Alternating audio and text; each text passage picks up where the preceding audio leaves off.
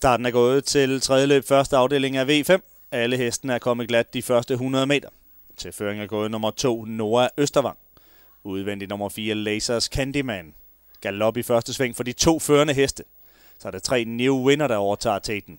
3 New Winner i føringen, derefter nummer 1, Nevada Crown. 3 New Winner, 1 Nevada Crown indvendigt chancer. Henrik Lønborg også med nummer 7, Marco Lobel, og ligger tredje. Heroppe forbi publikum via Marco Lobel ud i anden spor og påbegynder fremmarsch. Udvendigt også nummer 8, Honey Love Victory på vej frem.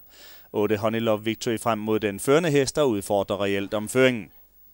De første 500 meter afviklet efter behagelige 24. Overtager føringen, gør nummer 8 Honey Love Victory for Knud Mønster, fulgt af nummer 3 New Winner.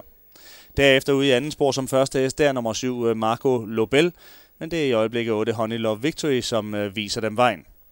Knud Mønster kørte til trods 20 meter stille, så han i front efter 500 meter afviklet med sin nyerhvervelse 8 Honey Love Victory, et par længder i front til 3 New Winner, udvendig 7 Marco Lobel. Derefter indvendigt 1 Nevada Crown, så har vi med som næste hest ude i anden spor siddende nummer 5 Meteor, her hvor deltagerne nærmer sig de første 1000 meter, og det er med Honey Love Victory, der har åbnet kilometeren nu på for sin del 20,0.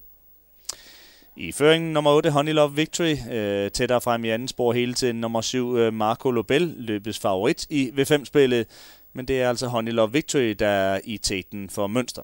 Nærmest udvendig nummer 7 Marco Lobel, indvendig nummer 3 New Winner, indvendig 1 Nevada Crown, udvendig nummer 5 Meteor.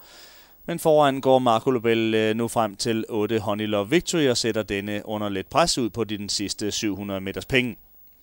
Det er i føring nummer 8 Honey Love Victory, det er udvendig 7 Marco Lobel, Knud Mønster, Henrik Lønborg foran, inde bagved sidder Jeppe Juhl, som vandt det foregående løb med nummer 9 Simpelios, klar til slutstød med 3 New Winner, hvis chancen den byder sig. Med 500 meter tilbage, nummer 8 Honey Love Victory fortsat i føring i inderbanen. Udvendig 7 Marco Lobel. Den ved vi er en stærk sag, hvis den holder sig på benene, og det har den gjort hele vejen rundt. De nærmer sig også bagfra, ude i sporene kommer nummer 2 Noah Østervang, men det er Knud Mønster, der fører fortsat med nummer 8 Honey Love Victory. Udvendig 7 Marco Lobel forsøger hele tiden at tage det nødvendige, men Mønster han kører stærkt nu her de sidste 500 meter. 8 Honey Love Victory til 6 gange pengene. Han havde udtalt på forhånd, at det var hans største chance i aften. Nu fører han på vej hjem her i sidste afdeling første afdeling af V5.